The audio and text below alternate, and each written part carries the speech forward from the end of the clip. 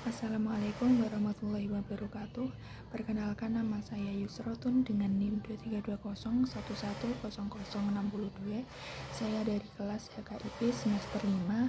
Video ini saya buat guna untuk memenuhi tugas UTS saya pada mata kuliah Bank dan Lembaga Keuangan Syariah. Dosen pengampu Bapak Labib Nubahi MSI. Dari soal yang pertama, dari kasus Haidar dan Nabila bermimpi memiliki rumah sendiri. Nah, mereka sudah menemukan rumah di daerah Mejobo dengan harga 500 juta. Tapi sayangnya tabungan mereka hanya sekitar 100 juta yang tidak cukup untuk membeli rumah tersebut secara tunai. Akhirnya mereka datang ke BSI guna mendapatkan pembiayaan. Nah, berdasarkan kasus di atas, akad apa yang tepat diterapkan agar mereka dapat memiliki rumah impiannya namun tidak terjerumus ke dalam ribawi? Jelaskan dengan alasan hukumnya. Jadi, menurut saya pribadi, agar mereka tidak terjerumus ke dalam riba, mereka bisa memakai akad murabahah, yaitu jual beli dengan harga yang sudah disepakati.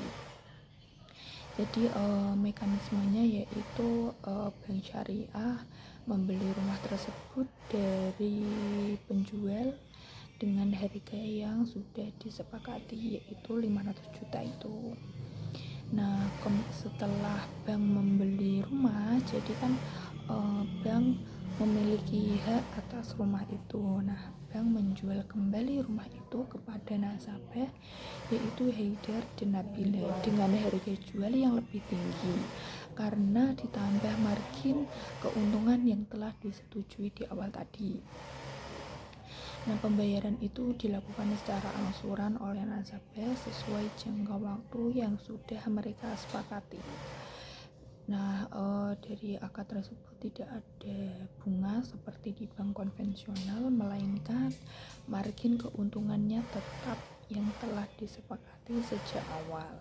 Jadi dalam hal ini bank harus benar-benar memiliki rumah tersebut sebelum menjualnya kepada nasabah. Keuntungan bank sudah disepakati di awal dan tidak boleh berubah selama masa angsuran hingga tidak ada unsur riba. Jadi alasan hukumnya saya ada 3 alasan hukum. Yang pertama dari Al-Quran, yaitu Quran Surat An-Nisa ayat 29, artinya Allah menghalalkan jual beli dan mengharamkan riba. Dan dasar hukum yang kedua ada dari hadis Nabi, yaitu hadis riwayat At-Tirmidzi, An-Nasai dan Hakim dari Amr bin Al-Ans, artinya yaitu tidak menghalalkan barang kecuali dengan persetujuan antara dua belah pihak.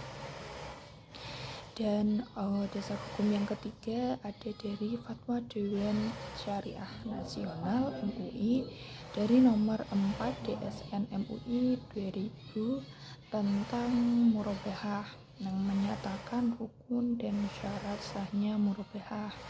Antara lain yang pertama yaitu bank membeli barang tersebut terlebih dahulu, kemudian bank menyerahkan barang dan resiko ke nasabah secara transparan, tidak boleh ditutup-tutupi. Selanjutnya ada harga jual diambil dari harga beli ditambahkan margin yang diketahui oleh nasabah. Ini juga harus transparan, tidak boleh ditutup-tutupi, harus terbuka. Selanjutnya ada tidak ada klausul penalti berbunga.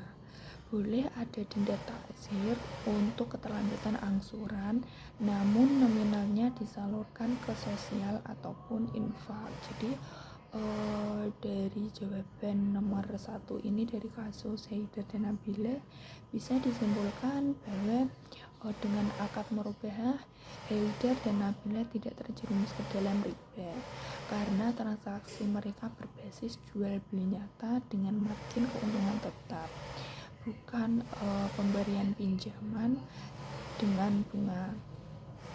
Selanjutnya soal yang nomor 2 yaitu jelaskan yang dimaksud dengan fungsi perbankan syariah sebagai lembaga intermediasi, serta jelaskan bagaimana cara perbankan syariah mendapatkan keuntungannya.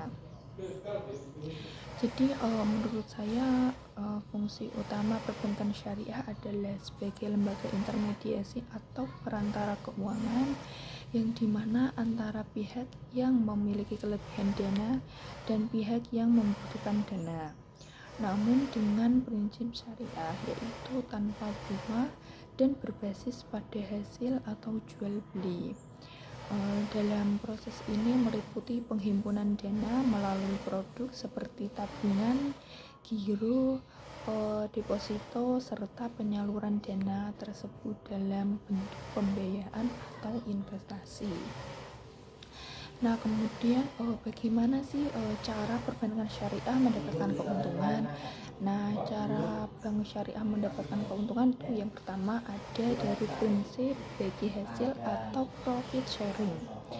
Nah, ini bank memberikan pembiayaan kepada nasabah melalui akad mudharabah, atau bank sebagai pemilik dana dan nasabah sebagai pengelola usaha untuk musyarakah kerja sama modal antara bank dan nasabah. Jadi keuntungannya itu dibagi sesuai kesepakatan di awal. Dan yang kedua itu ada prinsip jual beli atau trading, yaitu bank membeli barang dan menjualnya kepada nasabah dengan harga jauh lebih tinggi melalui akad murabahah atau jual beli dengan keuntungan yang diketahui, atau salam dan istisna, pembelian barang dengan spesifikasi tertentu. Dan yang ketiga ada prinsip sewa atau ijarah. Bank menyewakan barang atau jasa kepada nasabah dengan pembayaran sewa, seperti dalam pembiayaan ijarah atau ijarah muntahiyah bitamlik, atau bisa disebut sewa berakhir dengan kepemilikan. Selanjutnya soal yang nomor 3 yaitu jelaskan 3 hal yang dilarang dalam transaksi ismi syariah serta berikan masing-masing contohnya, serta berikan pendapat Anda tentang pernyataan yang sering dikatakan oleh masyarakat bahwa bank syariah sama saja dengan bank konvensional, tidak ada bedanya.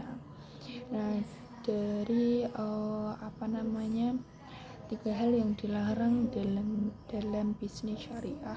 Yang pertama ada riba atau bunga, yaitu tambahan dalam pinjaman uang tanpa dasar transaksi real. Jadi contohnya seperti nasabah meminjam uang sebesar 10 juta dan nasabah tersebut harus mengembalikan uang sebesar 11 juta.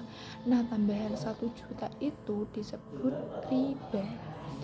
Selanjutnya ada ghorar atau ketidakpastian atau ketidakjelasan, yaitu transaksi tanpa kepastian harga, objek, ataupun waktu.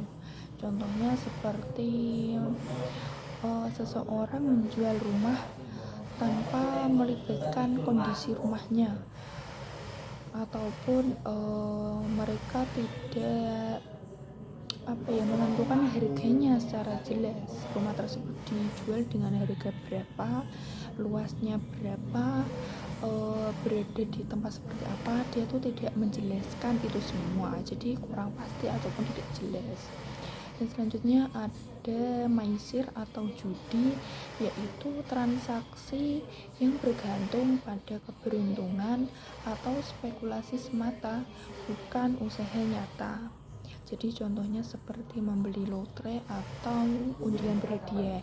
Jadi kalau membeli lotre kan dari banyaknya orang yang membeli lotre, pasti hanya satu orang yang menang dalam lotre tersebut. Nah, yang disebut judi itu ketika dia menang lotre tanpa ada usaha nyata gitu. Dia hanya menunggu kapan dia menang dan kapan dia kalah. seperti itu. Jadi selain itu juga kayak undian berhadiah. Nah kalau undian berhadiah kan dia cuman menunggu ya, kayak dia tuh menunggu hal yang belum tentu kepastiannya, entah itu dia akan menang ataupun dia akan kalah. Jadi hal tersebut yang sudah saya jelaskan tadi itu masuk ke judi atau amaisir.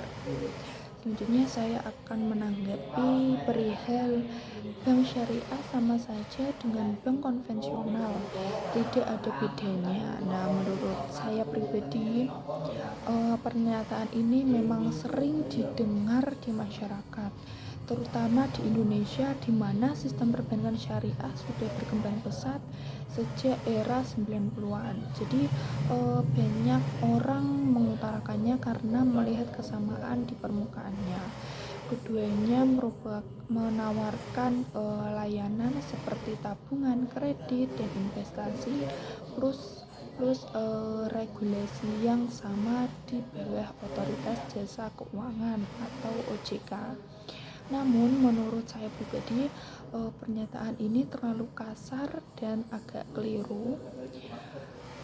Ada perbedaan mendasar yang signifikan meskipun implementasinya di lapangan terkadang terlihat mirip ya, tapi ada beberapa perbedaannya. Berikut perbedaannya yaitu yang pertama, kalau bank konvensional itu menggunakan sistem bunga tetap atau riba yang bertentangan dengan syariat Islam. Dan yang kedua, ada bank syariat menggunakan akad-akad berbasis transaksi real, antara lain jual beli, sewa menyewa, bagi hasil, dan lain-lain. Dan yang ketiga ada dalam bank syariah keuntungan dan resiko dibagi secara adil antara bank dan nasabah, entah itu kerugiannya ataupun kerugiannya itu dari kelalaiannya ini nanti kerugiannya ditanggung dari pihak bank dan dari pihak nasabah, jadi tidak dibebankan pada satu pihak. Selanjutnya yang keempat ada setiap produk bank syariah harus disetujui oleh Dewan Pengawas Syariah atau DPS sesuai dengan fatwa MUI. Dan selanjutnya ada dasar hukumnya. Dasar hukumnya yaitu bank syariah beroperasi berdasarkan hukum Islam yaitu Al-Quran dan hadis, sedangkan bank konvensional berdasarkan sistem bunga atau riba tadi ya.